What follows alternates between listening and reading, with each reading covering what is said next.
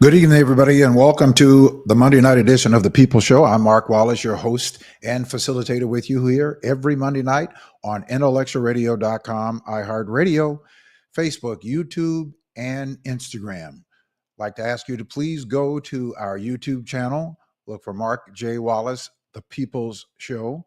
We would like for you to like and to subscribe. There is no cost to subscribe. We certainly would like to get our viewership up there, and we want to make this program an extraordinarily impactful program that will provide information, inspiration for our community to get engaged in very important um, issues and get engaged so that we can make the kinds of strides that we need to make, the improvements that we need to make for our communities locally, uh, statewide, and federally. This is a very critical time for us, and I think we're seeing pertinent examples of why. We're going to get into that. We're going to be talking about that a little bit tonight. We're also going to be talking about uh, Trump's disastrous speech at the UN, and you're going to get a chance to see what a world leader should look like.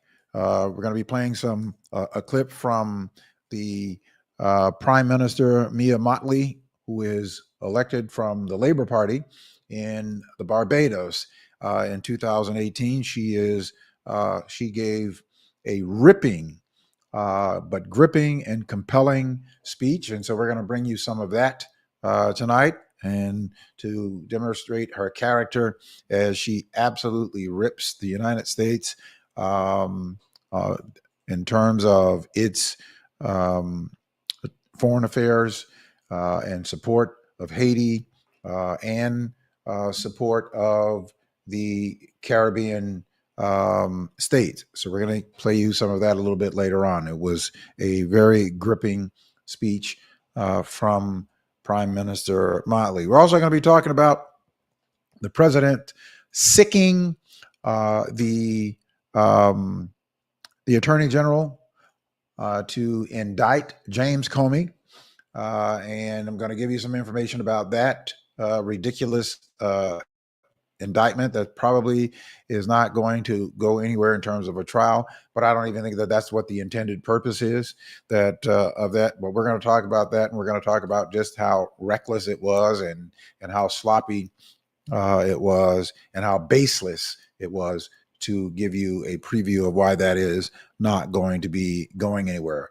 And of course, Jimmy Kimmel. Jimmy Kimmel is back on all of the outlets. Sinclair and Nexstar are bringing his program back, or brought his programming back on Friday night on all of the outlets. Now, I think that the significance in this is not about Jimmy Kimmel. The significance that I see in this, and I hope that you see in this, and that I would encourage those who might be somewhat apprehensive, or those who may not believe that engagement by the people will do anything.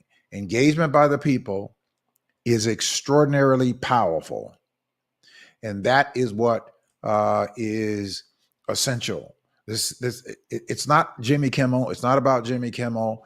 It's not about the white guy or any of that sort of thing. I'm talking about the fundamental of people deciding to use the power that we have. Millions of people, millions of us have extraordinary power to hold governments and to hold corporations and our institutions that are our institutions, to hold them to account. We need the institutions, but we also have to hold our institutions to account. And in the Jimmy Kimmel situation, that is the fundamental example of what we saw happen there. We're also going to be talking tonight. I want to have a conversation with you on more local matter. We're going to be talking about gaming, gambling, legalized gambling, and the city council is considering, in fact, they passed it out of committee to bring gaming into Chicago, and why that is not a panacea for prosperity, and certainly why that is not good for Black and brown communities, and particularly lower income communities suffer the greatest from gaming. We're going to talk about that. We're going to share some information with you why that is not a panacea, why it is an absolutely um, bad idea that some of our older people are supporting. Now, either they don't have the facts, they haven't done the research, they haven't been brought up and informed completely about gaming and the negative impact that it has on lower income communities, in particular Black communities as a whole, and that this is not a panacea for prosperity. I'm not sure why it's so hard for anybody who is paying attention to see that gambling, casinos don't produce prosperity for the communities. They produce prosperity for their investors. That's who they produce prosperity for. It doesn't even produce prosperity for jobs, because most of the jobs are very low wage jobs. So we're going to be talking about that a little bit later on in the program. So please make sure that you stay with us on that. And so we are going to get to it. Oh, also, I want to say to those of you who was with me on last Monday night, we had Pulitzer Prize winner Tremaine Lee on the program, and Tremaine Lee came on to talk about his book, A Thousand Ways to Die. But unfortunately, we were unable to, we had some technical issues on his end, and of course you were not able to see that. But it's A Thousand Ways to Die: The True Cost of Violence on Black Life in America. A very, very compelling, gripping, um, analytical, and insightful writing by Tremaine Lee. Well, we're talking with his publicist, and we're going to bring to you again. We are going to redo that interview with him, whether we do it by way of pre-taping or we do another live interview, so that you can see that interview uninterrupted. So we're going to be doing that. So we're working on that now. So I certainly want to apologize to you all because you were not able to see it. We were not able to see it either. So we were not able to reproduce it. And our editors could not do anything with it because it was not on our side. But Tremaine Lee's people are working with us to see if we can schedule another interview so that we could bring you that interview in its entirety, uninterrupted by with technical glitches. So we're going to do that. Also, want to say to a very, very dear friend of ours, Brother Salim Muakil, on the passing of his wife, who made her transition on this past weekend, and Carol. And so we certainly, our prayers go out to Brother Salim in support of him and his family. And if there's anything that we can do, you know that we are just a phone call away. But certainly, I know that Almighty God is with you and your family during this time of transition. And Carol's memories will be and are and enriched blessings for those who had the privilege of intersecting with her life.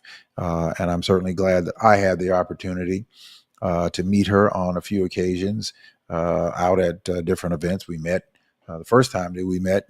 Celine probably wouldn't even remember this. We met at the African Festival of the Arts. Was the first time that I met his lovely wife.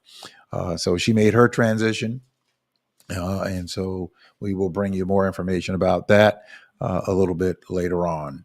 Um, and as well, Dr. Carol Adams, her daughter made her transition on this past week. Nia made her transition. I never met her daughter, but Dr. Carol Adams is somebody who's been a staple in our community and has done great work for many years in our community. Someone who is demonstrated such great character, even through adversity, Dr. Adams. And so we are with prayers go out to you and your family during this time of transition. You know, it is pretty compelling during these times when you are experiencing health situations, and I have two very important people to me that are going through serious health challenges, and which require serious, costly health care and treatment on both sides. And I was just notified today from the wife of one of ours is that we want to keep our committee member in prayer, Paul Alston, who has been a dedicated, committed soldier and citizen, just a committed citizen who is committed to the liberation and the equity for the Black diaspora in our community. He's an extraordinarily committed man who is having some health challenges. And so we are going to be in prayer for him and his wife. She texted me earlier today to tell me that unfortunately, because of the severity of his illness, that there is no treatment for it, but we know that God is able, and whatever his will is, we accept that. And of course, his wife certainly has acknowledged that. And so we'll still be in prayer for all of these people, and certainly those who are having challenges. But when you're going through these challenges with people who are dealing with this, and you are a part of that circle that is providing support and care for those individuals, you find out that there are areas in our health care system that are real problematic in the richest nation in the world. We have more billionaires, we have more wealthy people than anywhere else. We have more wealth in this country than anywhere else in the world, but yet healthcare is not a right. Education is not a right. But I don't want to get into that. I want to stick with healthcare. It is not a right. Healthcare should be a right. You should not have to negotiate what you can or cannot afford in healthcare. You should not live or die based on your economic ability to afford or not afford healthcare. It should be a fundamental right. A fundamental right. When we have one man who owns and has more wealth than the bottom 52% of households in this country, one person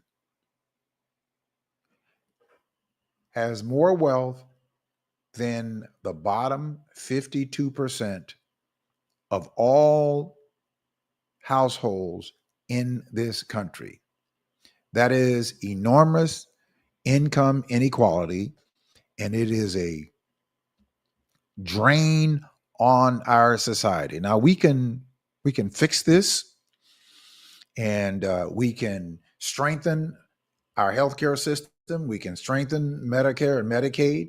We can expand those systems to provide healthcare for seniors, and to provide healthcare for everyone, for that matter.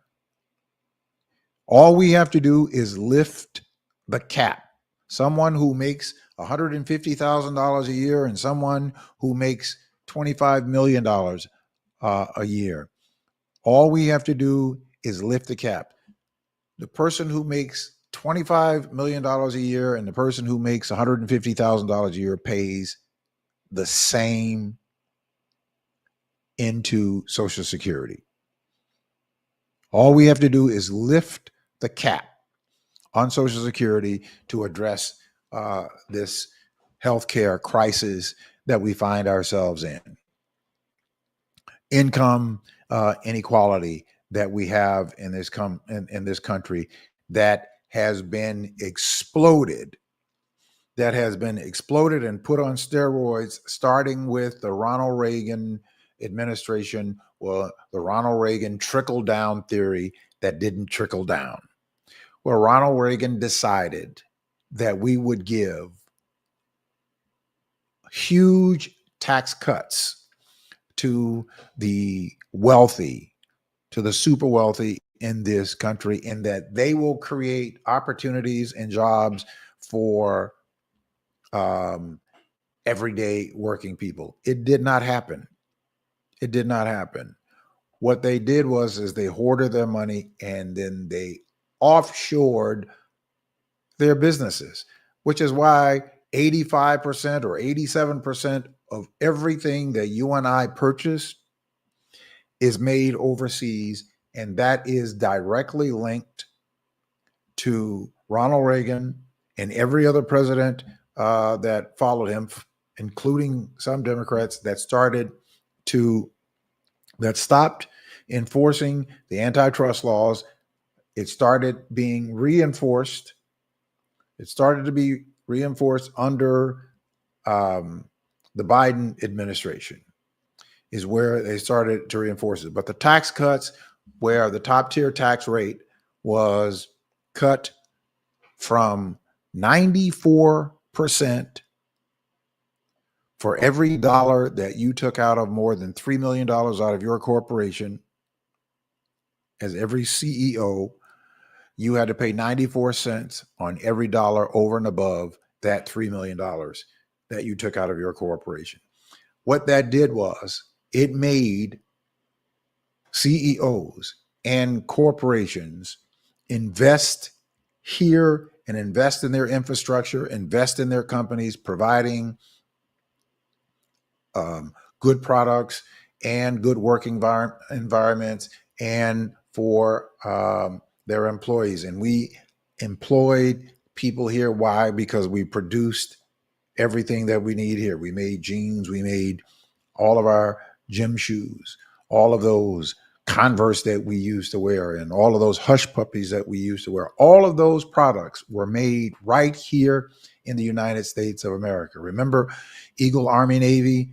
All of the products that was in Eagle Army Navy stores came from labor that made those products right here in the United States. But thanks to Ronald Reagan and his trickle-down theory, we lost more than 47,000 manufacturers as a result of the Ronald Reagan Bush tax cuts. 47,000 manufacturers, more than 9.5 million good paying working jobs that would probably be somewhere to maybe 10 times that amount if we didn't allow for corporations to become gluttonous.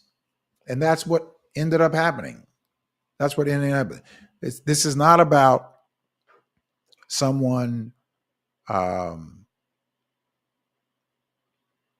being wealthy.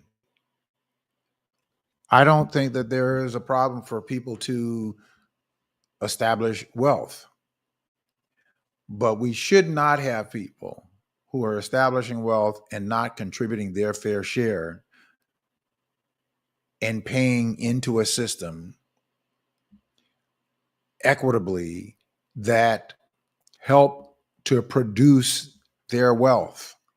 The infrastructure that they use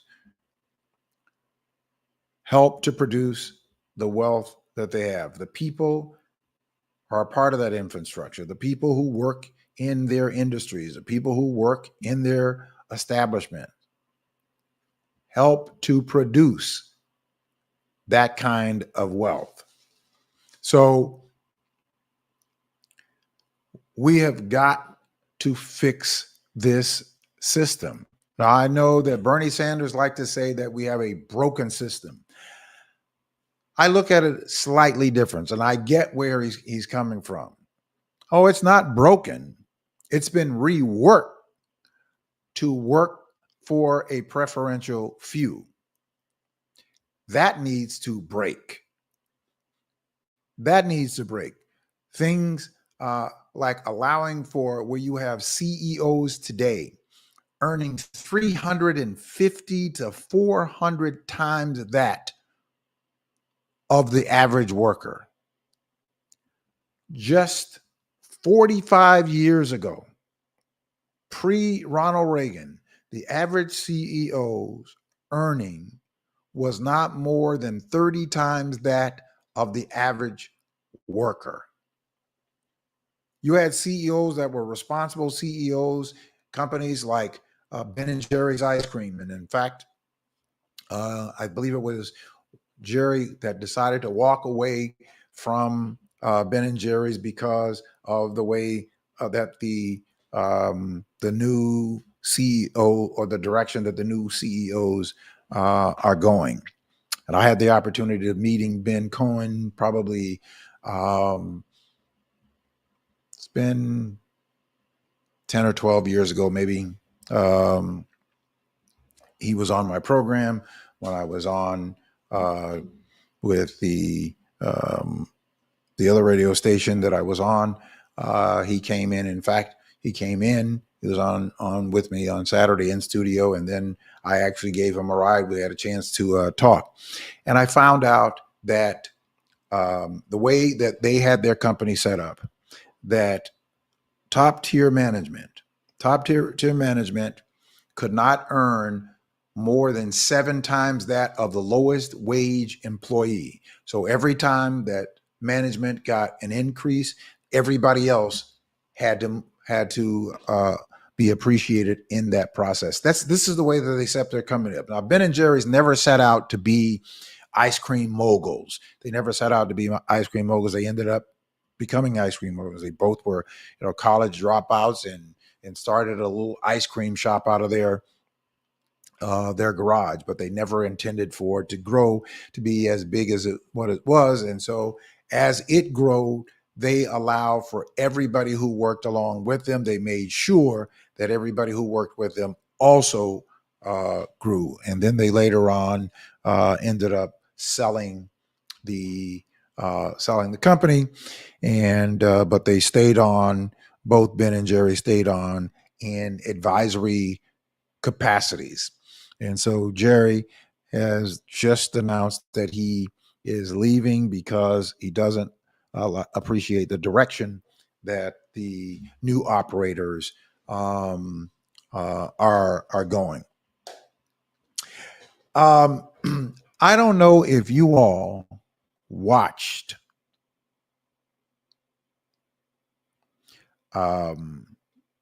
the United Nations speech that the president gave last week. It was probably the most, as a world leader, embarrassing, disrespectful, rambling of someone who looked and sounded as though there was seriously something wrong with that individual. Now, obviously, there is something seriously wrong with an individual who could spew the kinds of rhetoric and spew the kind of viciousness and vindictiveness that they pursue. There's obviously something wrong there. And I think that it's going to be incumbent that the Republicans are going to have to, at some point, decide that they are either representatives are of character, or that they are just going to be sycophants, and that they are okay with allowing for Trump to continue the damage that he is inflicting on this country. And when I say this country, that means the people of the country. But Republicans are going to have to do something about this. Later on, I'm going to read this national security directive that was put out that absolutely reeks of authoritarianism when you hear it. So I'm going to read some of that a little bit later on in the program. But I'm not even going to replay any part of that speech. If you want to listen to the speech, you haven't seen the speech that Donald Trump gave at the United Nations, you can Google it on YouTube. But I'm not even going to air any of the clips. I didn't save any of the clips, but I listened to the speech that he gave. If you really want to call it a speech, it was really more of a rambling, more of someone trying to be a world dictator by insulting other world leaders, of the developed nation, or the developed world, we should say. But we've never, ever seen anything like this. And what Trump is Trump is the licensing for people to conduct themselves in some form or fashion this way. In our local governments, that people see that this is what the president can do, and the president is getting away with it, and so the president is sanctioning it. These people, some of these people in these positions, believe that they have the wherewithal, or certainly they have been sanctioned by that example, that this is the way that they can conduct themselves in their respective office. Now, you and I know that that is far from the case. Far from the case. But what he did at the United Nations, I don't know if any of you watched it. I came away thinking that this man was completely unhinged.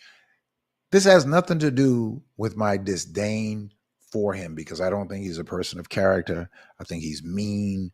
I think that he has no concern for anybody else outside of himself. I'm not even so sure that he really cares about himself, other than what he perceives of himself. I think he's a terribly unsatisfied human being, and a very insecure person. And I think that he, in his demonstration of his insecureness, it is just, let me throw around my weight because I believe I have the power to do it. And these people can capitulate to whatever it is that I say that I want.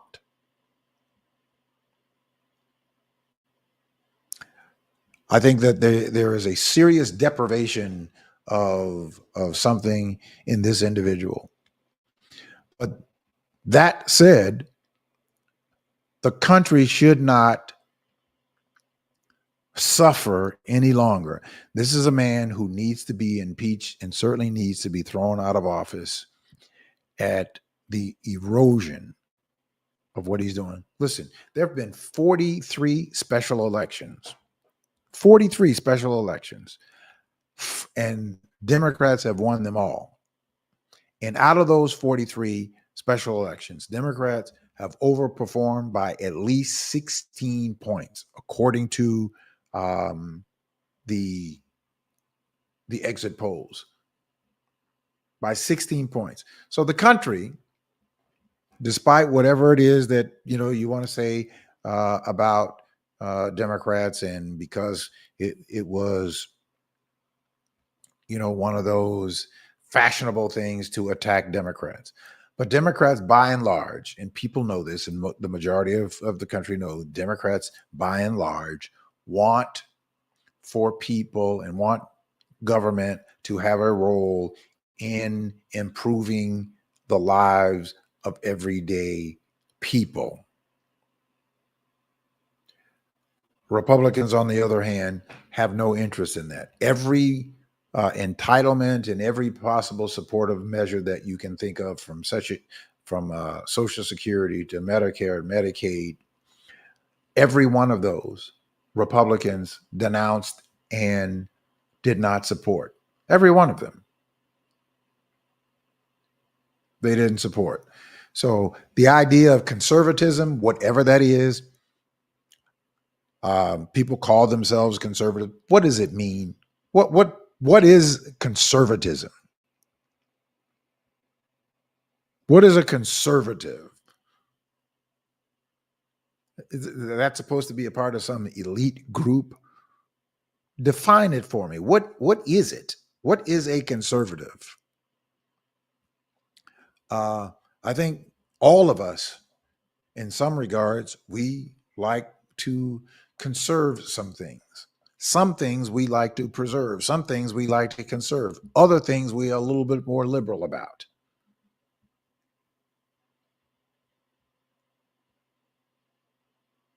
So whatever that is, the flag that people like to fly under, that's fine.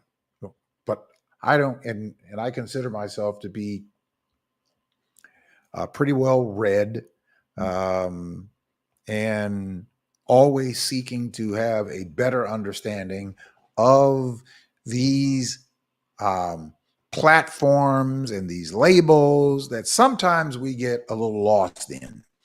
And when I say we get a little lost, we start focusing so much on the labels, then we lay out on the real issues that really matter. Right? We start talking about calling each other names and this, that, or the other. And then we can hide behind these labels.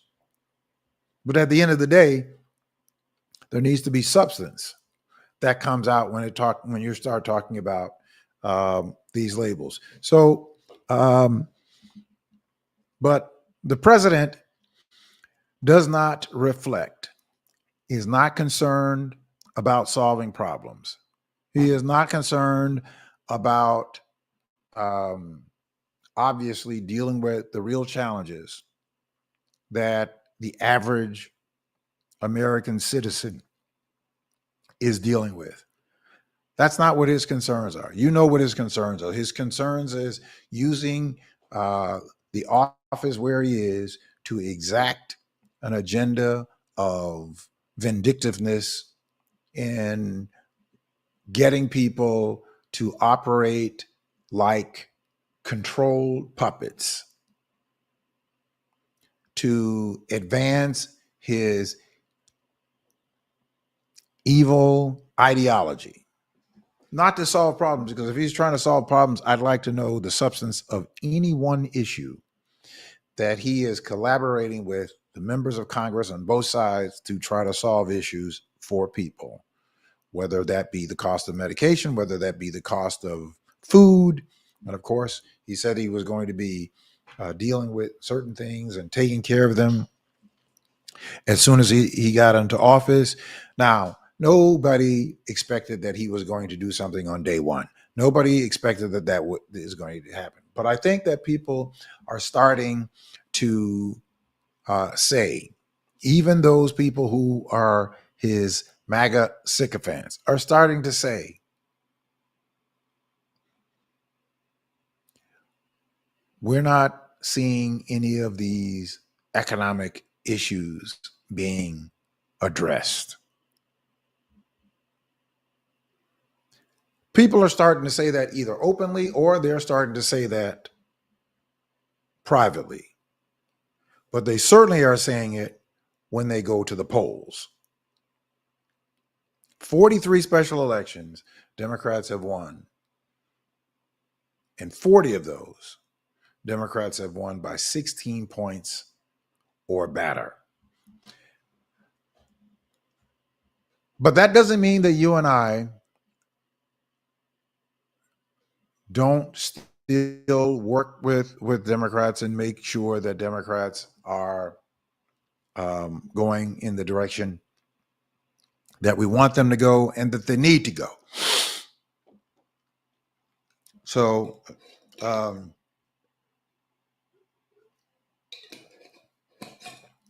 we need to make sure that while we support them, and I certainly would encourage those of you who thought that going the alternative way, I hope that you see that that was not an alternative for us. Just substantively speaking, it's not an alternative for us. I continue to encourage us all the time that the Democratic Party is not a perfect party, but it is the best that we have to work with. And how we make it work and work better is that we have to engage it. We have to engage it, we have to participate, and we have to challenge it. That's what I was referring to when I was talking about Jimmy Kimmel.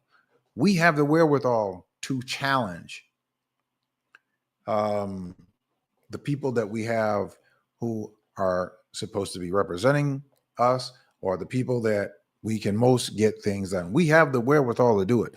It just takes our deciding and committing ourselves together to stand up and hold them accountable. That is what it takes. So that means that there's some discipline that we have to engage in order to make things happen. The whole Jimmy Kimmel story, Jimmy Kimmel is back on the air, not because that Jimmy Kimmel was so great. It was because the people, millions of people said to Sinclair, ABC, and Nexstar, if you think that you're going to bend the knee to somebody who's saying that my constitutional protections can be compromised, then, and you're bending a knee to that, watch what we happen, because Donald Trump is one so-called billionaire. Or he is one vote. He is not the majority or the millions that can stand up and hold companies accountable. ABC, Disney, lost $6.2 billion in market share because they capitulated and bent the knee to Donald Trump. But they lost 6.2 million in market share because people started to pulling their subscriptions by the millions, hitting these corporations and hitting Disney where it mattered the most, right in their pockets. And it made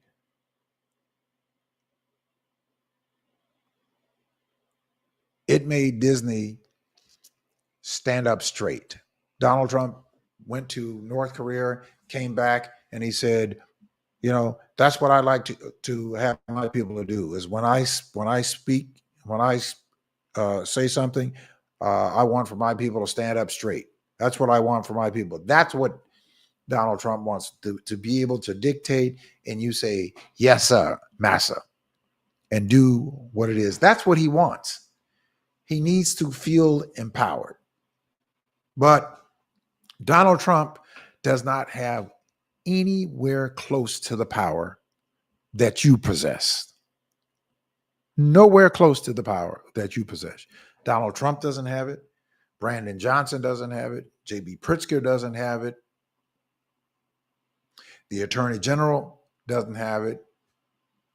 Eileen Burke doesn't have it. Any elected representative that you can think of, they don't have the power. We have the power. We have the power. And if we collectively put ourselves together, we could demonstrate and we could hold anybody, whether it is people who are public officials or whether it is a corporation, we could hold them to account. If they're doing something, they're bringing harm to our communities and we don't like it, we can stand up and we can send a message that they must respond to. But in order to do that, you've got to be an organized, committed body of people who are willing to sacrifice, if need be, in order to make something happen.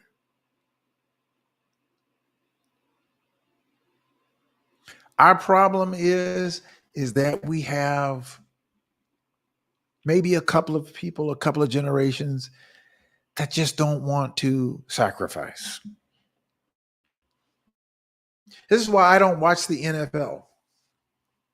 This is exactly why I do not watch the NFL. And I don't watch the NFL, and I haven't watched the NFL since 2016, when those 32 very wealthy owners got together and decided that we may end up having to pay Colin Kaepernick.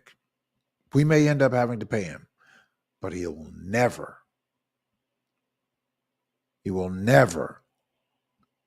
play a football game on these National Football League football fields. That is the message that they sent. But we still flock to their games. We still have these big, huge tailgate parties and parties at our home. I was driving down the street in Rosemore yesterday, and somebody had big blow up Chicago Bears balloon out in front of their house because they must be going to have some kind of watch party. And I saw somebody walk in the house with a big Chicago Bear jersey on. I cannot knowingly participate in watching the National Football League that basically said to Colin Kaepernick, you want to bend the knee? You want to sit on your knee? First of all, we won't renew your contract. We won't trade you. And no other team, none of the other 32 teams, none of them will call your name.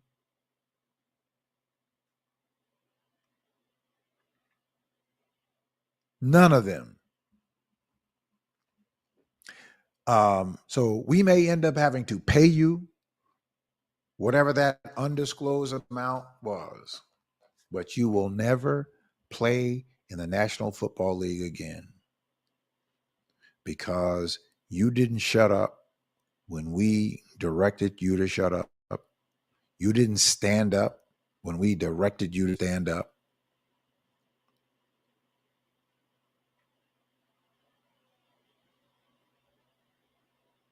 That is why I just can't knowingly do it. I can't knowingly watch the NFL. And because they weren't just talking to Colin Kaepernick, they were talking to every black person in America, that we are these 32 excessively rich guys, and we have a lot of power, not realizing that they don't have more power than the people, but they have the power that you give over to them. But we have a lot of power. And if he does not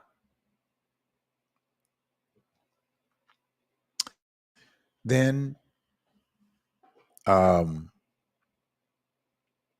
or he doesn't bend to our will, we may have to pay him these little peanuts. I don't care if they paid him 80 million bucks. It's peanuts.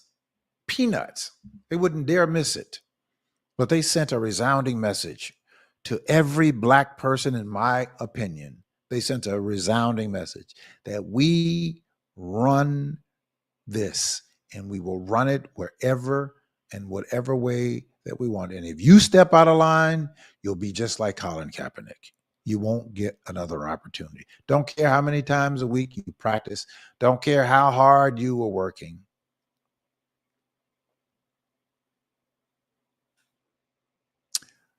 But we will make that determination. That's what they essentially said to Colin Kaepernick, and they said it to us. Now, black folks, go buy these tickets, turn the games on Sundays, have your tailgating parties. Now, although that black players make up 80% of the league, they don't have the wherewithal, they don't have the discipline or the courage to take a step back. In order for there to be progress, there has to be some shared sacrifice. No pain, no progress. We have to be willing to have some sacrifice in order for there to be progress. Because why? It is the only thing that they understand. It is the only level of communication that they understand that we are serious. When we withhold our dollars, when we can tell a retail outlet that we are not going to shop at your location,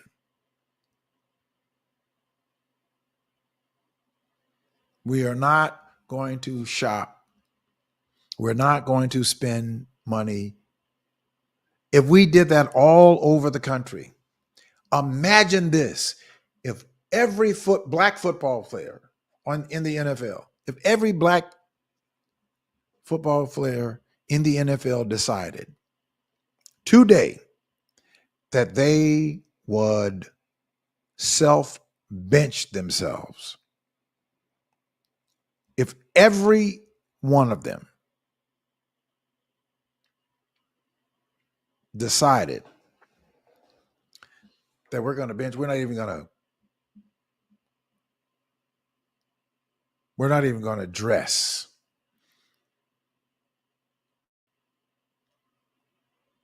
Not until you do the right thing, NFL owners.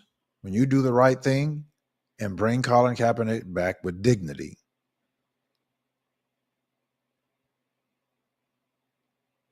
then we'll do the right thing. But there has to be shared sacrifice. I'm telling you, this is the fundamental. What we saw happen with Jimmy Kimmel is exactly what we must do to change and to save our process. Locally, statewide, nationally, the fundamental is the same. That when we organize ourselves together and we mean what we say and we say what we mean and we go do it, you will have major corporations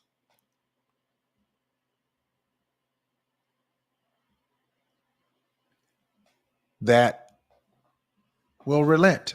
Why? Because if they're losing billions of dollars of market share, what do you think they're going to do? They're going to find out why. What do we have to do? If they could do that in 3 days on a national level, if by and large white folks could stand up and say, we're pulling back all of our subscriptions, and that's what they did by the millions. There was a white woman who was going to have a wedding at Disney World to the tune of $150,000. She snatched it, canceled it.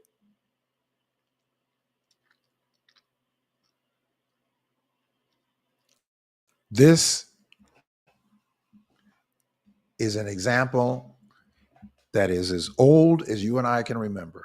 But this is an example of the power that we have available to us if we just used it. You don't have to have all of the brain matter. You don't have to have all your ducks lined up in a row, and you don't have to have all of this, that, or the other. All we have to do is be willing to organize ourselves together and to move in a corporate, collective manner, and we will cause for whatever agency it is, whatever corporation it is, to bend.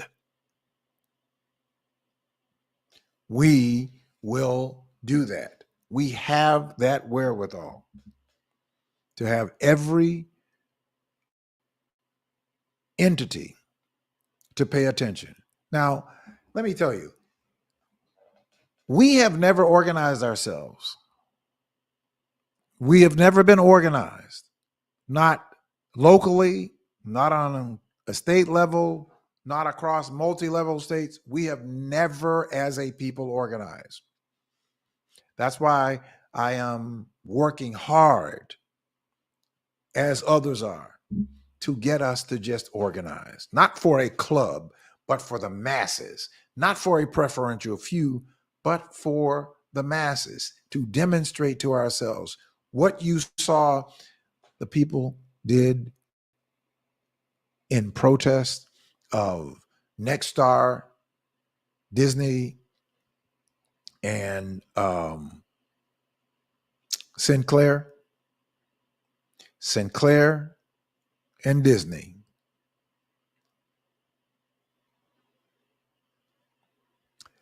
They capitulated.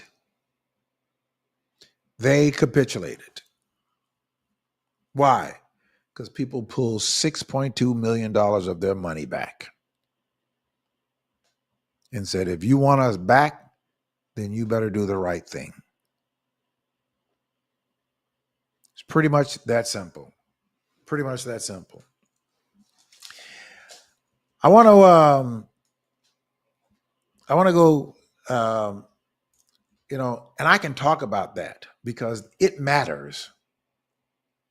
And I can just go on and talk about that because it matters, but I'm going to move on to another side. But I want to ask you to please let us in the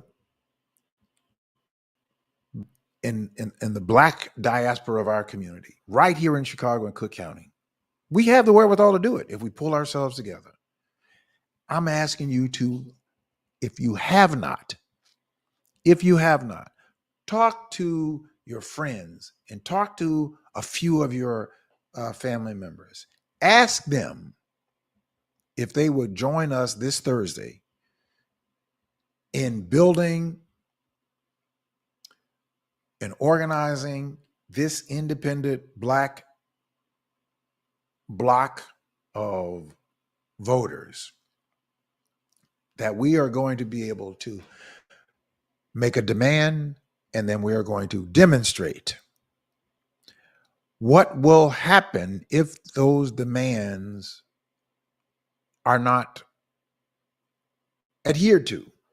Not anything outlandish, but we're going to just start holding the people in our public office accountable by just simply showing up.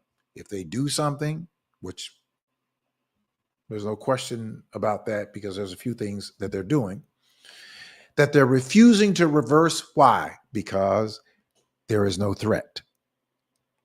There's no threat from you or I or we. There's no threat. But I promise you, if we wanted for the city council to reverse the actions of speed cameras or red light cameras, and I'm using that because by and large, a lot of us now understand that that is an unfair, unjust system. If we had people to move together by the thousands to converge on City Hall, and they saw those numbers,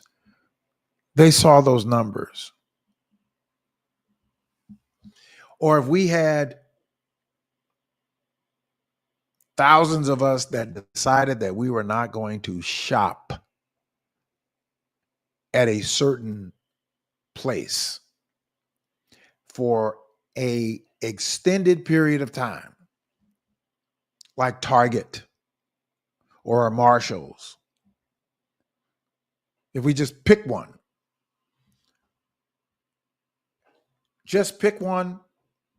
and then we don't shop there for an extended period of time.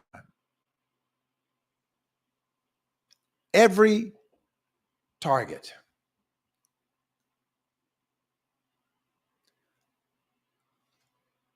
and we're demonstrating, we're saying to these corporations that if you're not going to be equitable with us, we're not going to be equitable with you. We'll go somewhere else.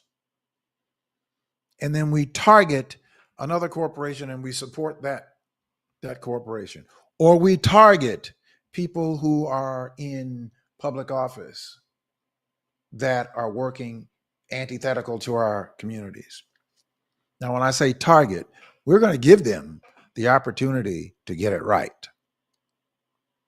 So we give them the opportunity to get it right. And if they don't take the opportunity to get it right, and not just them individually, but a multi-level of layer of them, because when they see that we are organizing ourselves in the same fundamental that the Jimmy Kimmel folk did, we can do that same thing right here in Cook County. There are over 1.5 million of us who are registered Black voters in Cook County.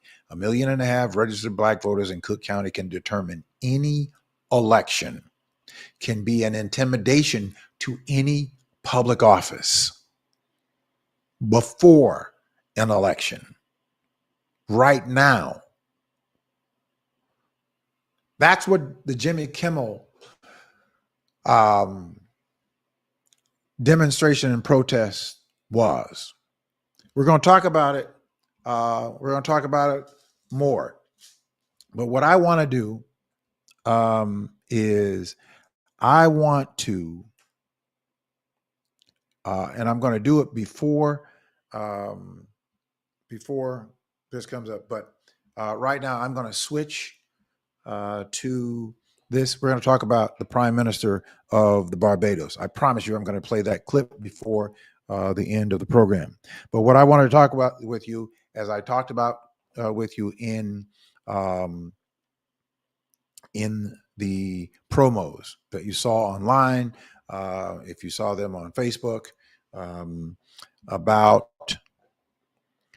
gaming and the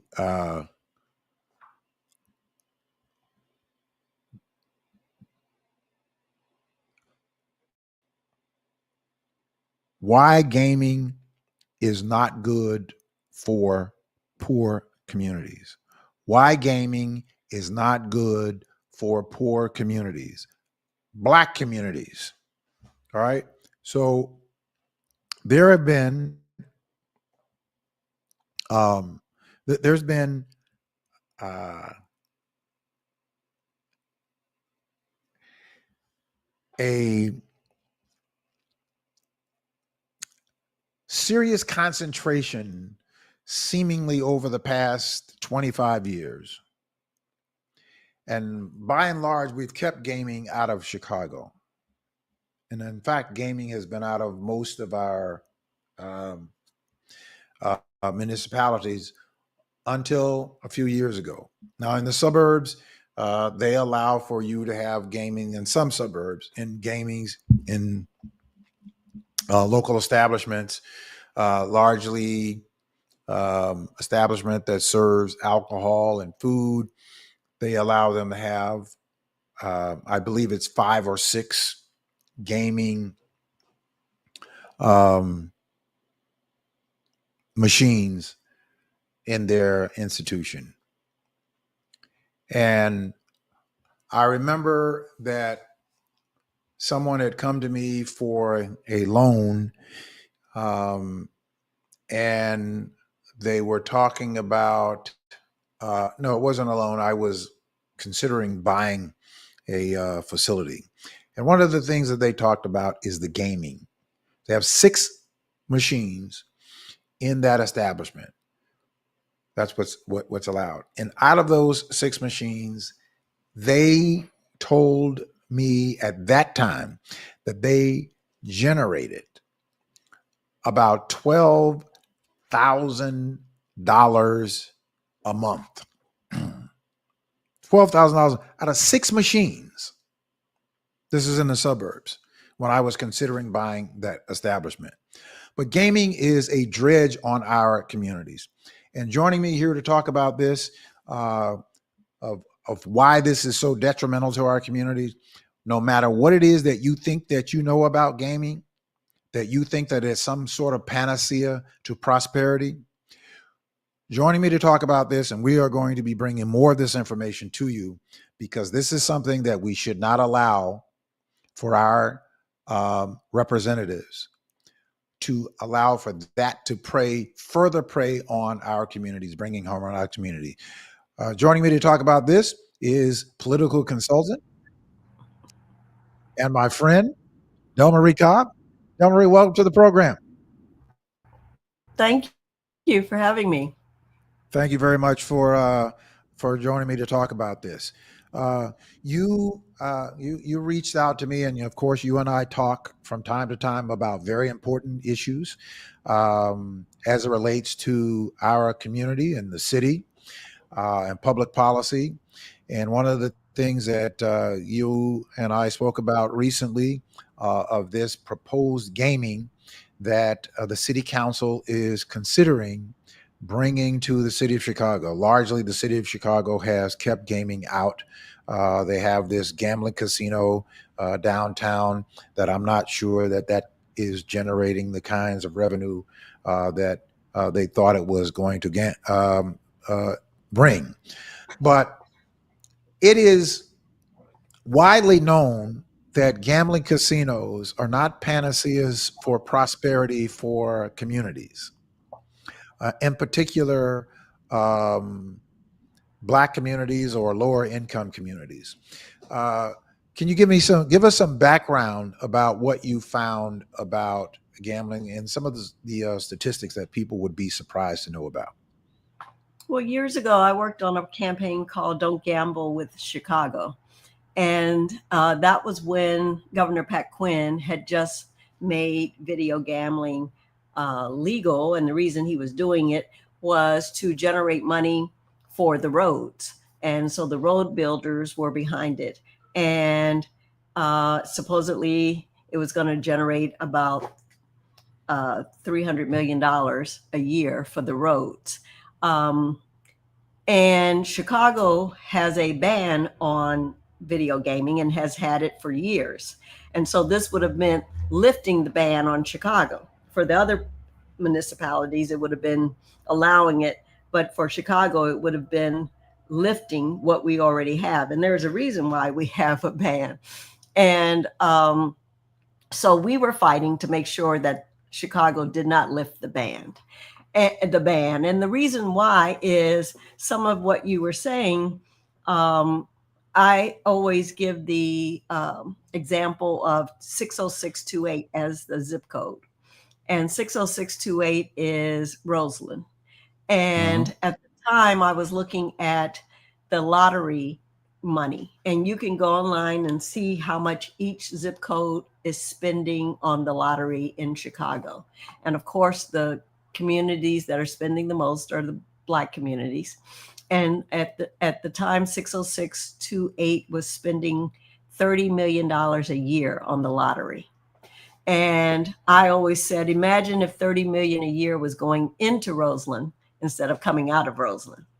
And that's just an example. So now you add the lottery, you add the casino, and now you add the video gaming at your local corner store.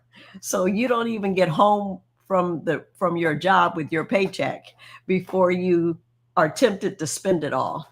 And there's documentaries about video gaming, and the machines use the same technology that cell phones use.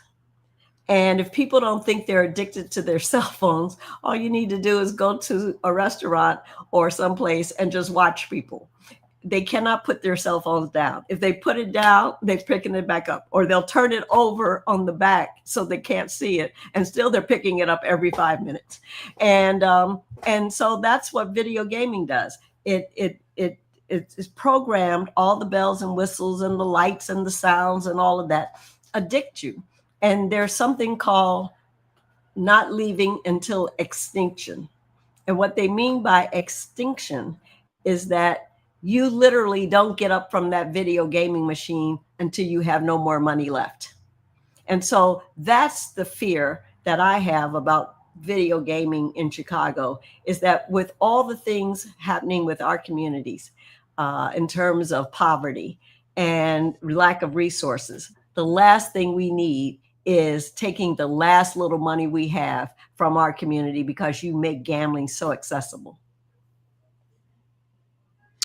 Well, and you spoke about this documentary, and both of you and I watched this documentary. I remember watching this documentary, and I was glued to the television watching this documentary on how scientifically they design this equipment to impact you psychologically, to have you thinking that you are winning, even when you have won a few dollars.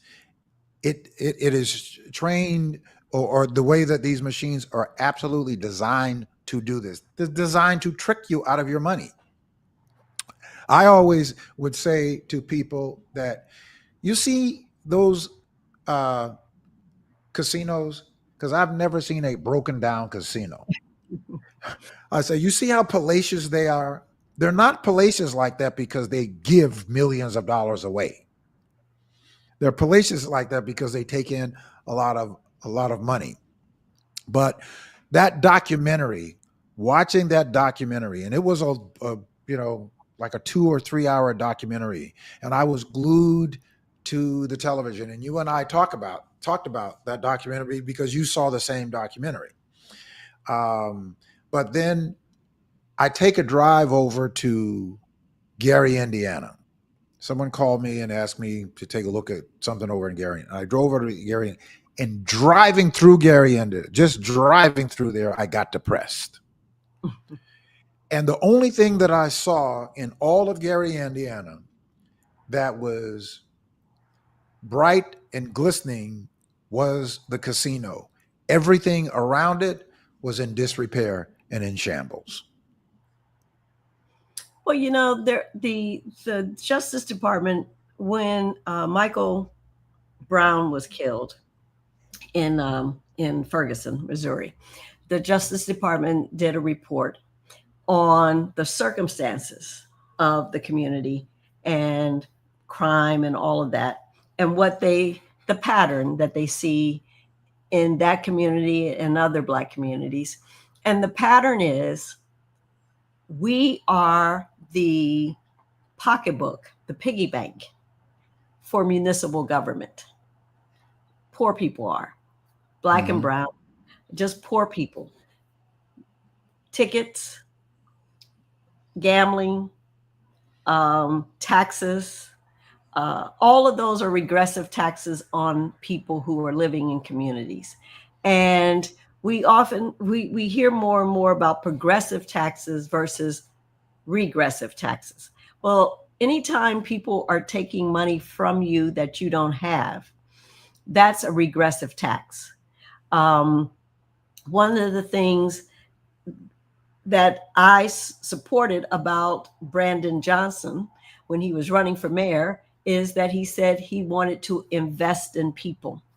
And that's what's so important, is that what we're seeing in Chicago, everything that we're seeing that's wrong, and there's plenty of right, and I love Chicago and wouldn't live anywhere else, but the things that are wrong with Chicago are wrong because government in this city has not invested in the people for 40 years. It's been take out of our community, not put back into our community.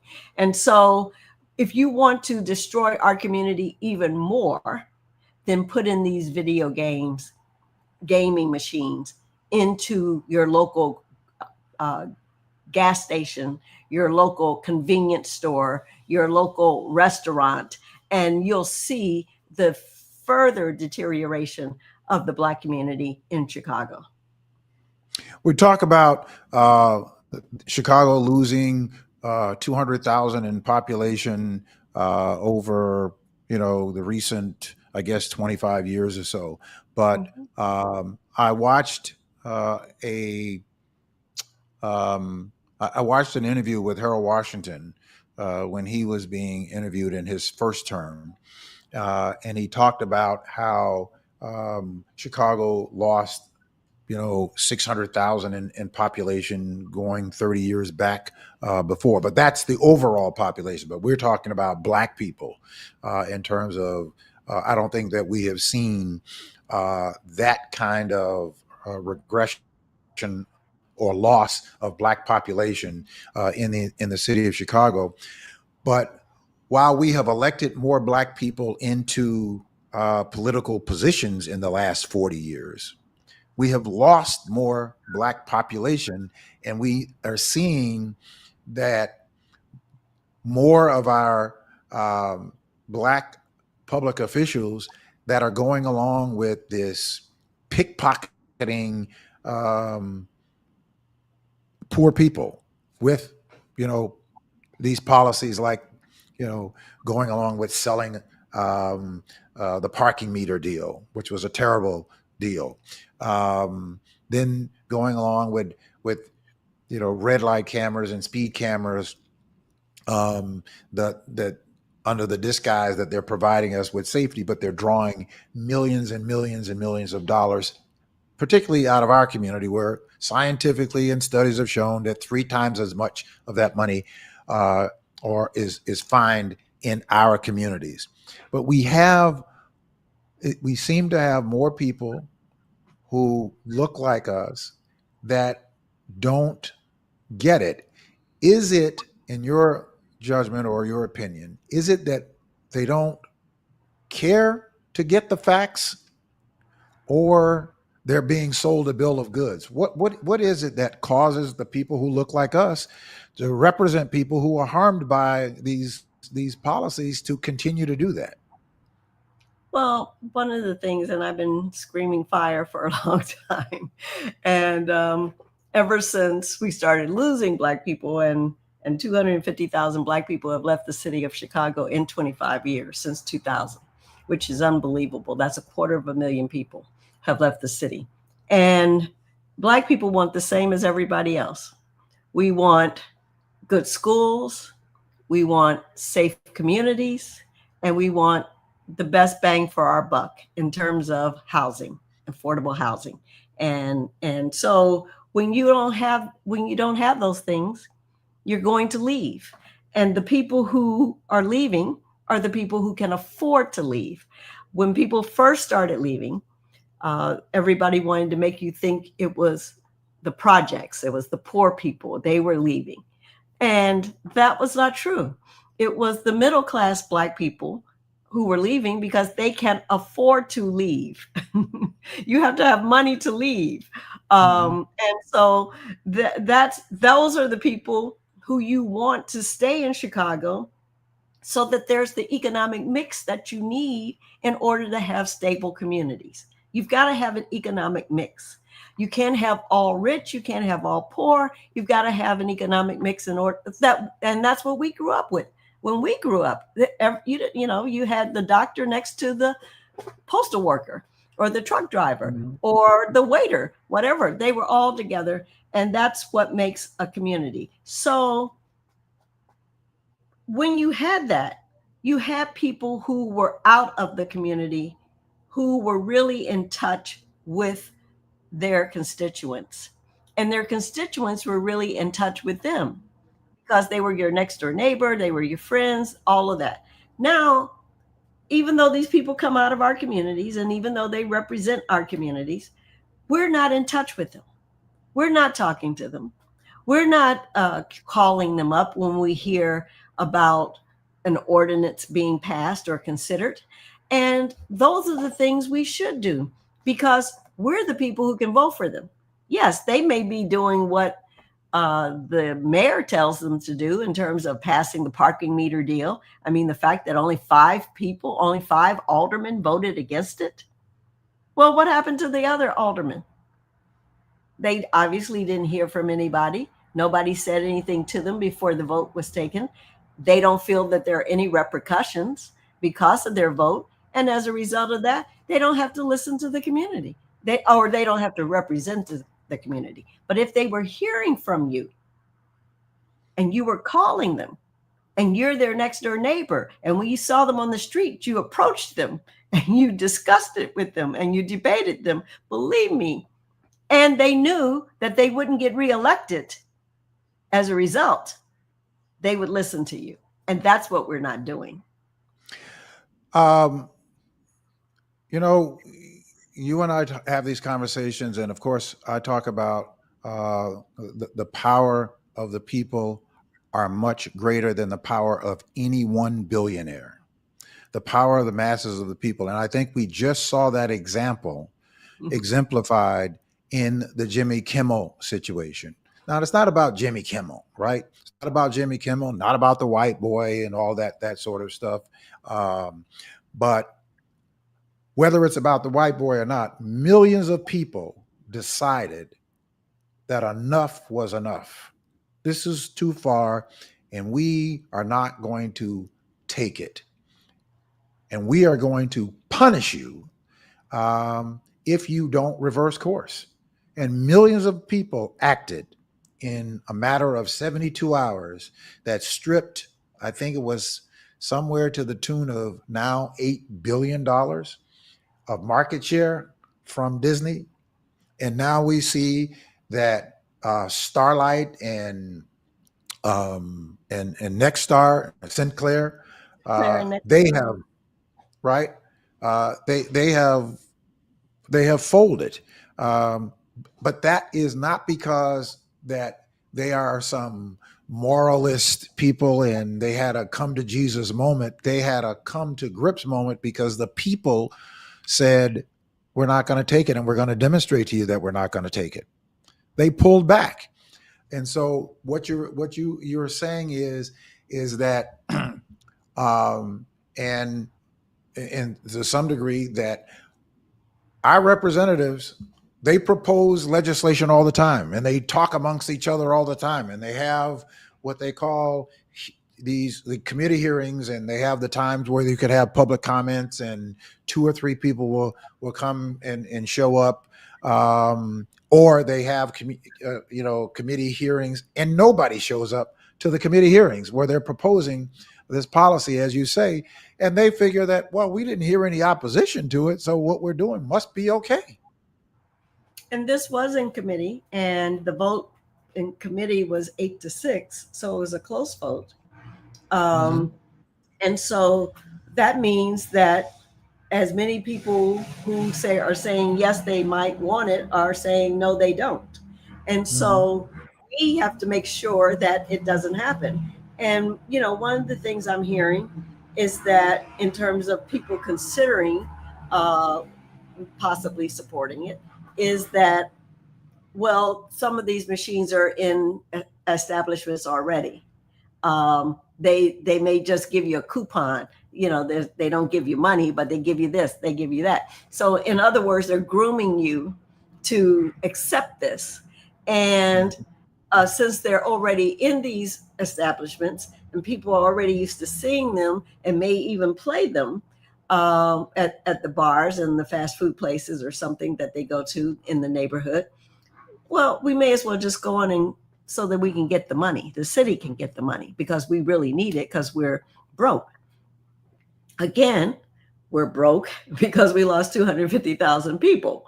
And so if you imagine if those 250,000 people only represented $1, that would still be $250,000 we left.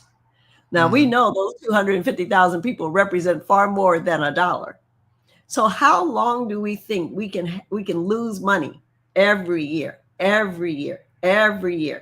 it's not going to catch up with us? And the only reason nobody else is yelling house on fire is because it was 250,000 Black people who left. And so and nobody really cared about that, right? Exactly. And then there's a cause and effect, and nobody wants to connect the dots to why we're in the shape we're in right now. Brandon Johnson didn't sell the parking meters. Brandon Johnson didn't sell the Skyway. Brandon Johnson didn't sell the parking spaces in Millennium Park. Brandon Johnson didn't dig a hole over at Block 37 that cost $250 million that's still there as a whole. And the city council voted for it. And it's still there. That's $250,000, $1 million. Brandon Johnson isn't the reason why we've spent $1 billion since 2004 on police misconduct, legal fees, and police settlements. Brandon Johnson isn't the reason for that. And all of that is catching up with us. Brandon Johnson didn't close 50 schools. All of that is catching up with us. And nobody wants to connect the dots. But they want to lay it all at the foot of Brandon Johnson, right?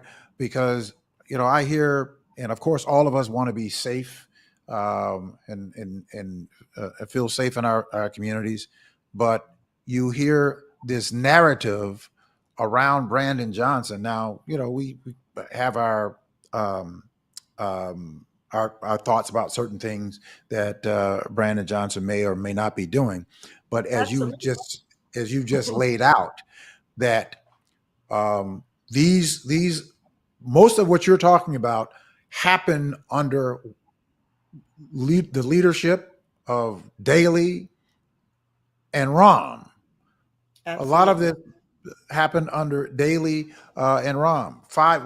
We lead the country with 574 wrongful convictions than any other municipality in the country. 574.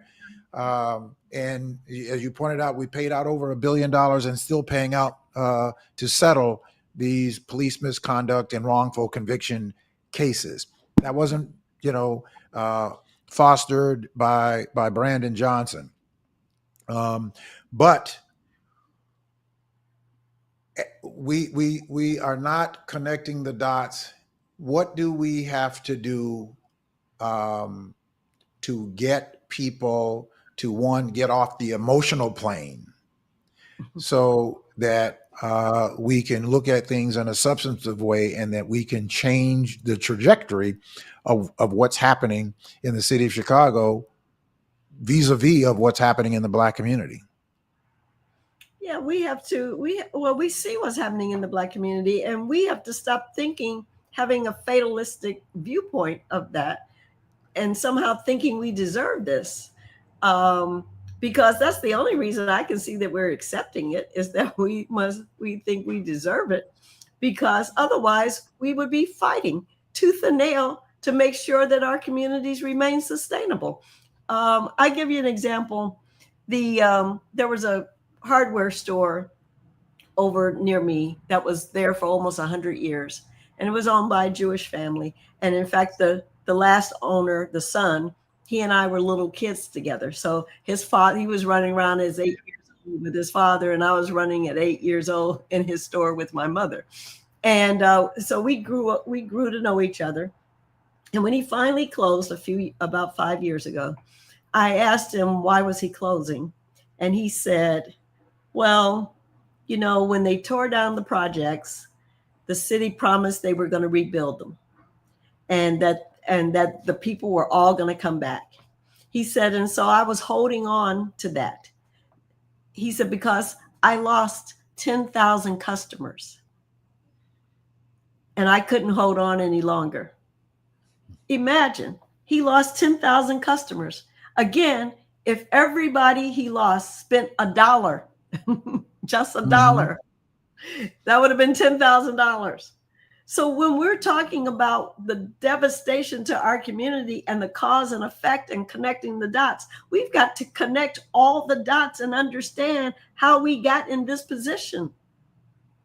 And that the road out of this position is not to further punish Black people and use us as a piggy bank to save the city.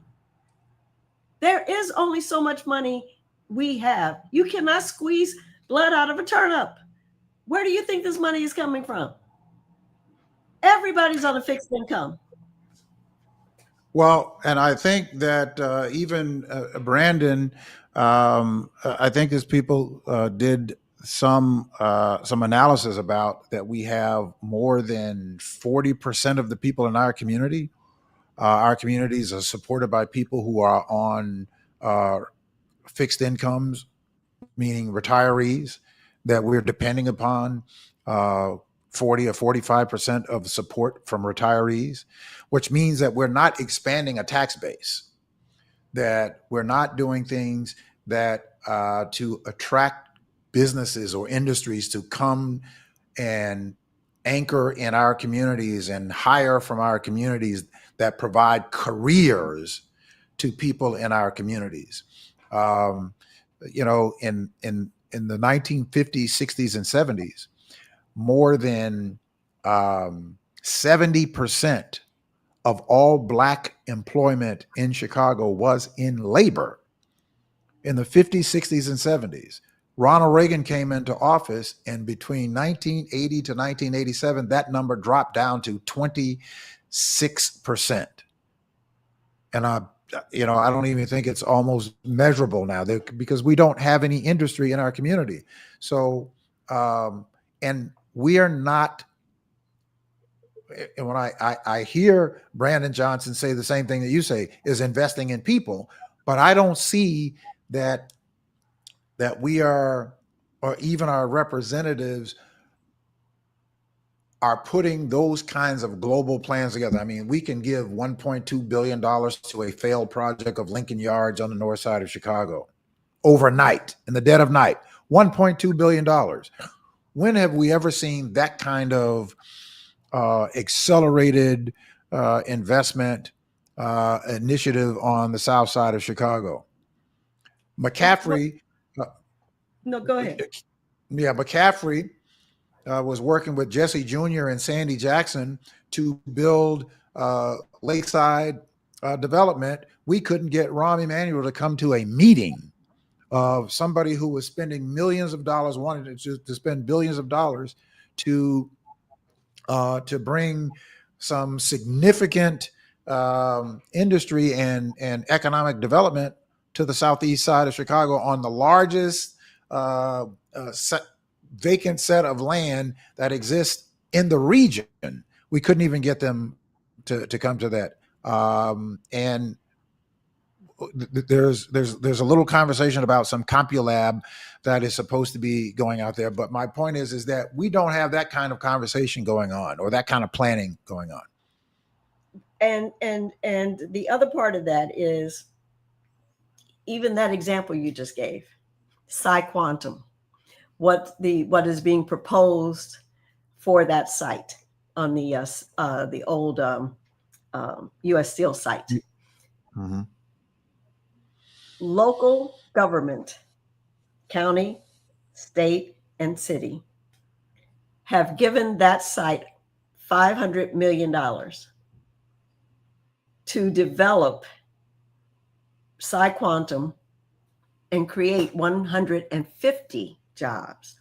150 jobs for $500 million. 150 jobs. So who do you think will have jobs? Yeah, there won't be us. So that community is fighting right now, mostly a Latino community, some Black people in that area, but mostly Latino now. That community is fighting not to be gentrified out because they know what's going to come when those jobs finally take hold, because those are white collar jobs. Quantum computing, which right. Governor Pritzker wants Chicago to be the quantum computing capital of the world. Quantum computing is white collar. It's not going to be people who live out there who are not do not have degrees, do not make those kinds of salaries. They're not going to get those jobs. They may not even get the janitorial jobs. Well, again, $500 million to import 150, what I believe would be 150 people that they would be importing from someplace else to operate those jobs. And then those people, or that company are going to work to gentrify our community so that the people that they're paying $150,000, $200,000 a year will live, the way that they want to live, and the people who live in those communities. Now, this to me is an unbelievable but reality that $500 million that the governor, the mayor, and the county has given somebody to literally prey on our community. When the mayor, this mayor, and the previous mayor was giving a plan that is actually working down in Mississippi, where they have brought industry in to hire the people who live there in those communities.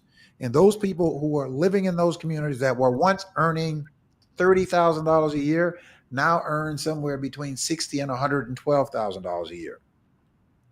And they're able to afford to send their children to school. They're afford to buy a home and to buy a car and to strengthen the community where they live. I gave that same plan, which was studied by Harvard University, to this mayor and their predecessor. And this is what they think the example. And this is not the example of that, because the difference is that they brought industry in and gave them the tax incentives. But in order for you to get the tax incentive, you have to help hire the people who live there. You have to train the people who live there to operate within your companies. Well, tell me why. I still don't understand why the housing projects haven't been rebuilt. Now, they weren't going to be rebuilt as they once were. They Mm-hmm. were going to take Ida B. Wells near me. It was going to be 3,000 homes rebuilt. So it's going to be 1,000 affordable, 1,000 market rate, and 1,000 low income. Again, so you could have the economic mix. Mm-hmm. They tore down the Ida B. Wells projects in 2002. Right. 20, 25 years later, we have a fraction of those being rebuilt. How did that happen when there was a plan for transformation? When it came out of a plan, it and and if you didn't have a plan, then why did you tear them all down at once? If you didn't have a Well, plan.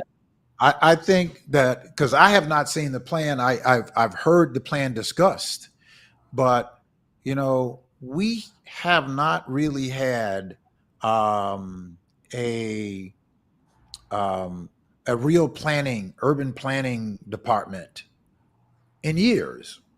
You don't even hear anything coming out of the planning department. The planning department used to be, talked about. I think that the last person uh, that we knew who was the commissioner over the planning department was Valerie Jarrett. That's the last known person that was over the planning department. We have not really had a real, urban planning department in this city or a focus on that. So I think that whole so-called plan was more about a um, dog and pony show that didn't really have any substance to it.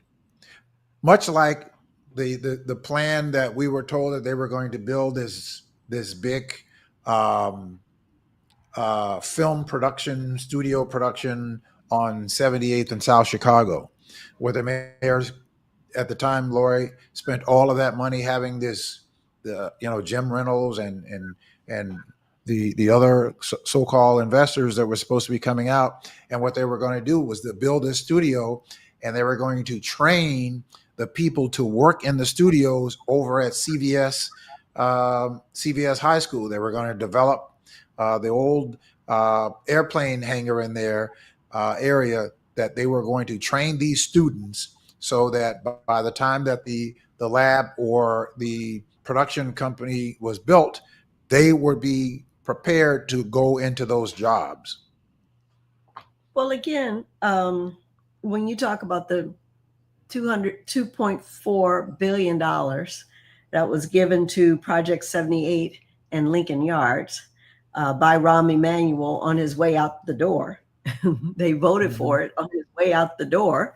And nothing has happened to either one of those two projects because of the economy has changed.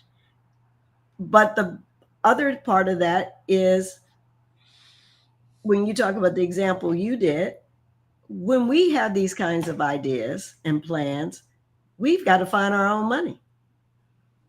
He gave them $2.4 billion. Right. And they still, to jumpstart it, yes, it was supposed to be for infrastructure, but it was to jumpstart it. Nothing's happened. Now they're getting ready to build a fire stadium over there for the fire soccer team, only because the Mansueto, who owns Chicago Fire, is going to spend his own money. But he wasn't the recipient of that $1.4 billion. The team that had the land before him. But he's now coming in and he's going to spend his own money. That's why the projects are getting done. In our community, we don't even get that. And then when we get it, we don't understand it. I remember when Leslie Harrison was trying to get a grocery store in the 5th Ward for 6 years. And she finally found somebody who was willing to do it. And she was going to give them $10 million in TIF money so that they could buy the whole shopping center. That way they would have ownership. because the previous owners actually lived in California and didn't care one way or the other whether people had a grocery store. There were people who were complaining about her giving a $10 million TIF. Can you imagine complaining about a $10 million TIF to get a grocery store that you haven't had for 6 years, but we're going to give $2.4 billion to somebody on the To north anchor, right, side? right. What do we do, Del Marie, to change the trajectory, which means that to change the mindset of the people in our community? What is it that we do? What can we do to change this mindset? Because it appears that there has to be a mindset change in order for there to be a structural change. I mean, it has to be informing people. I mean, somehow we've got to, people have to want to be informed, and we have to be able to inform. Um, and we've got to figure out how to do that. I mean, that's my biggest conundrum is how do we do that? Because I sit up here with information and I'm going crazy because I see things and I'm like, oh my God. And and even yesterday I was talking to a friend who knows a lot.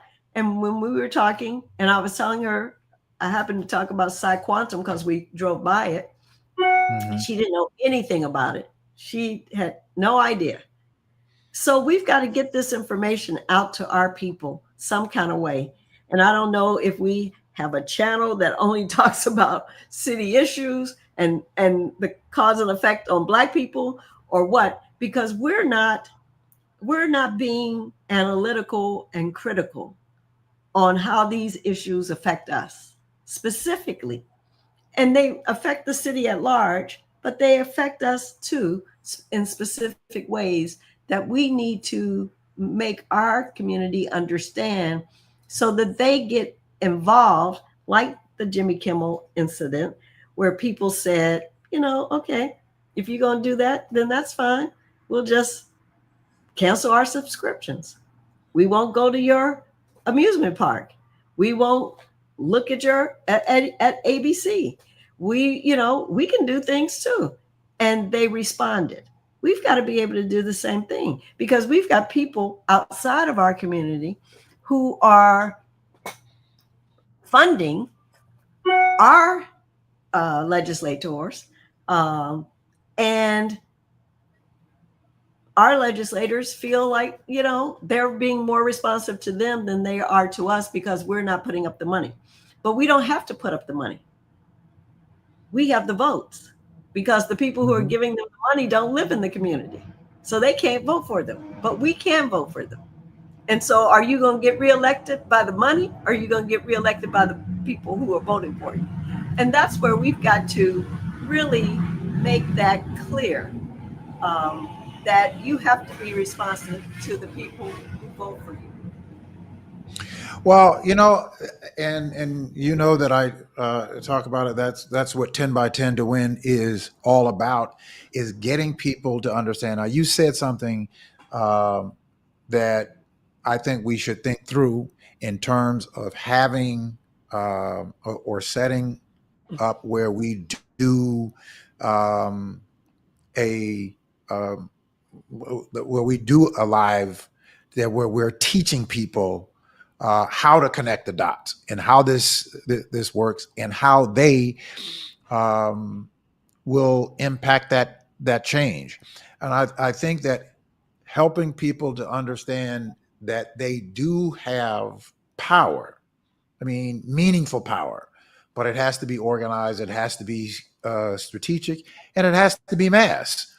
But it can work. And again, the Jimmy Kimmel situation, take away um, the personality. It's the fundamental. It's the fundamental of millions of Well, people who took action. well, if you look at, let's just look more at the Jimmy Kimmel thing. And as Jimmy Kimmel said, it's not about him, it's about the example. Right. Um, so Charlie Kirk, who is the reason Jimmy Kimmel was suspended indefinitely because of a statement he said, which everybody wants to misconstrue. Mhm. But the people who support Charlie Kirk, he's raised $300 million. His organization, Turning Point USA, in the last 7, 8 days, has raised $350 million. So they're putting their money where their mouths is, and I can assure you that those aren't rich people who gave. No, no, So when not. going back to our original conversation of the video gaming, so we can put our money in video gaming and the casino and the lottery, or we can And put our lose it. money right and lose it, or we can put our money into organizations that are fighting for our people. That is um, that is the thing that we have to get people to understand and see. I believe, that we have organizations like Ida's Legacy that are doing great things. We need the political arm, and 10 by 10 to win to me is the political arm that supports the work of Ida's Legacy, that supports the work of other organizations that are doing great work. So, and I use 10 by 10 to win to say we have between Chicago and Cook County more than 1 million registered Black voters, and not to mention those who are eligible to be registered, right? That is enormous power. That is enormous power. And I compared that to what the United Auto Workers, that has actively in the entire United States of America 400,000 members, that was able to compel a sitting president at the time to get on Air Force One and to come and stand on a picket line. If 400,000 membership could do that, what we could do here in this major region would have national implications. So if we had 200,000 people, just 200,000 people that gave $10 a month, that's $2 million a month that we could raise $24 million a year to support the organizations that can strengthen the voice of the Black community, that would have enormous power to set the agenda for our communities. Absolutely.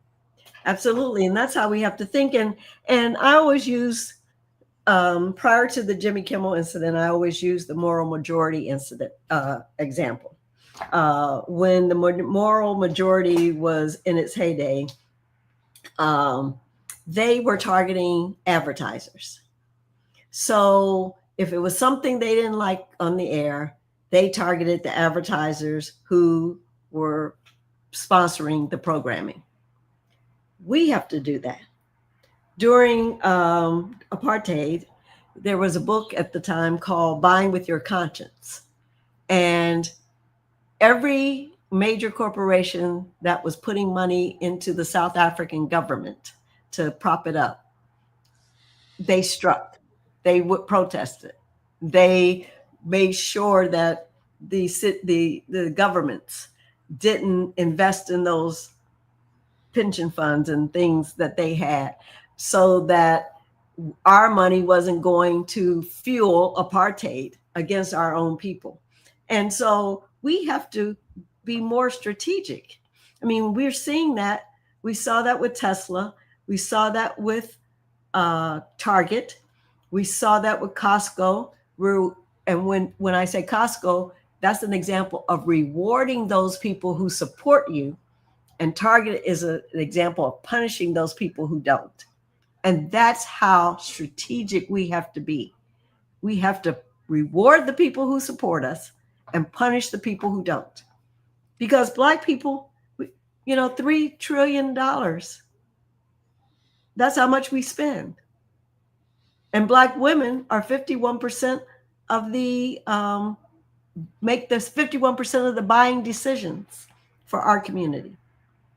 So if you talk about Black women, that we're unqualified and we shouldn't be here and we shouldn't be there, and 300,000 Black women have lost their jobs in this administration since it's been in office.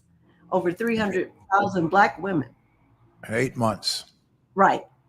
We have to punish those people who are not for us and support those people who are for us. And when people start seeing the disparity, they will respond accordingly. And that's the Jimmy Kimmel example. Well, and you said something earlier in our conversation that we spoke last week, that we have to relearn that there has to be some sacrifice for progress. Now, I have not watched an NFL football game since 2016. I refuse to watch the NFL because the owners of the NFL have said to me, this is my thought, have said to me, meaning Black people, by blackballing Colin Kaepernick, that you speak when we say you can speak. We control this, and you will never take another snap as a quarterback on any of these 32 NFL football fields because we have the power to do so, which is a message to every other Black player that if you step out of line, this is what you will get. But we have Black folks every Sunday that they start on Friday planning for these big, huge, tailgate, whatever, to watch a football game or to watch something for some people who have openly said that we don't care about you. Give us your money, but we don't care anything about you. We have the power to do it. My point is that we have to be able to demonstrate and have some sacrifice. We can't just, have veiled conversation about it and not put it to work. Because the NFL, unless we're able to show people and demonstrate people that we are serious, they're not going to take us serious. I agree 100%. I had already, when the Jimmy Kimmel incident happened, I had already gone down my list of programs that I watch and was like, well, I guess I won't be watching this. I guess I won't be watching that. And It's not that many I watch, but I was already prepared not to watch them because I knew we had to send a message no matter what. And I always talk about the Montgomery bus boycott. Do you think those people wanted to walk for a year to work? But they did. They sacrificed their comfort to bring down an entire government in order to make sure everybody else following them would be treated the way they should be treated. And again, our money was paying for that system, but we were being mistreated. We were being treated like second-class citizens, but our money wasn't, but we were. And so we have to think in terms of that. We have to think in terms of that. I mean, when you look at all these Black people who are driving Teslas, how the hell can you be driving a Tesla? And it's not because you're environmentally conscious or care about sustainability. It's because you think it's a good car, a good looking car. And you status symbol. Right, exactly. And there's no way in the world somebody who openly tells you they don't like Black people in all their actions, even lied on the South African government and said that the South African government was trying to harm white South Africans. You're going to support them because you're propping them up. You're propping that person up. So this again, that's what I'm saying. Every time I see people drive down the street and I see people driving in a Tesla, or I see people that I'm driving by a restaurant or a lounge and I see people just convening on there with Chicago Bears or whatever jerseys.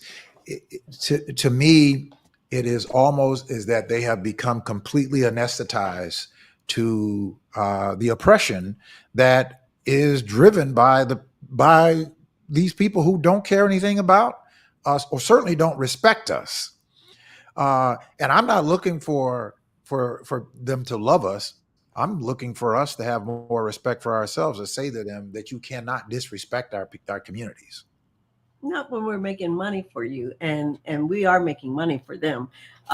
It's not about, for whatever dollar they're giving to a black player, how much is that black player giving back to them in playing and bringing eyes to the game. Without And question. exactly. So, I mean, we have to start looking at our worth and understanding our worth. Um, uh, White people have always understood our worth. And Yeah, so at some point we have to understand our worth and make people do right by us. And I mean, because even during the period you're talking about with Colin Kaepernick, um, the president, Trump at the time, he said, if you don't like it, the whole take a knee thing, if you don't like it, then go back where you came from. Well, everybody knows what he was saying. You know right, what he was saying. He didn't have to say it. We all, as black people, we all know exactly what he was saying.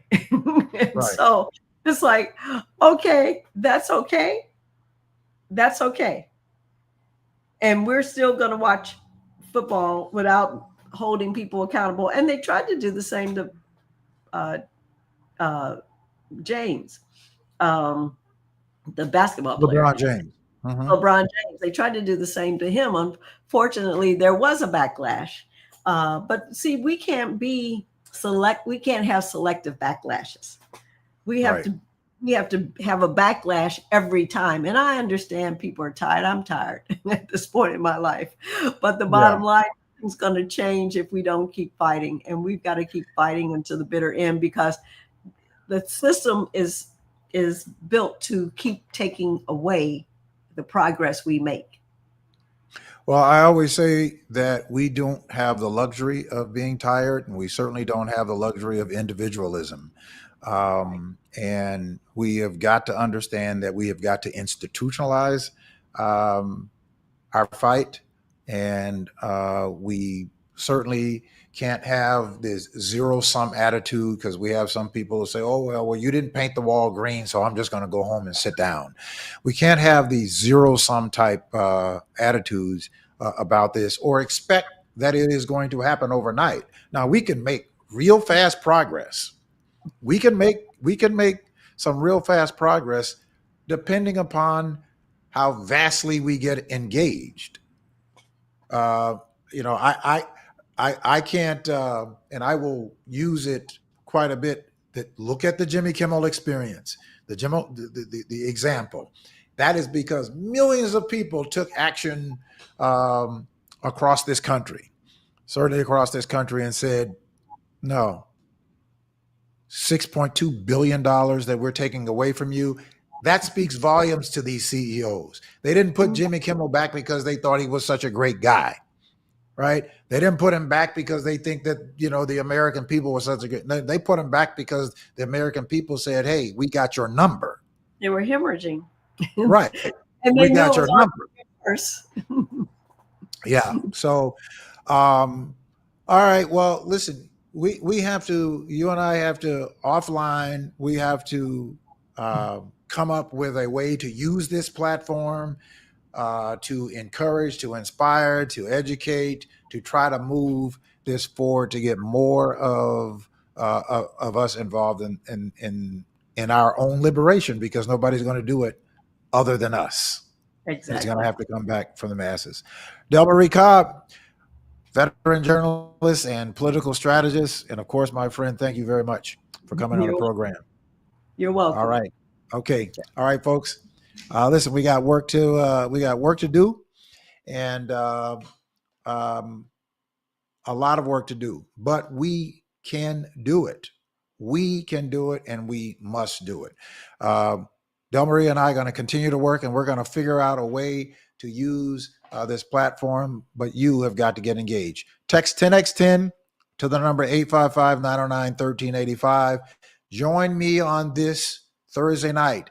Let us organize ourselves together to be our own power. Thank you for joining me on the Monday night edition of The People Show on intellectualradio.com and iHeartRadio. See you next week.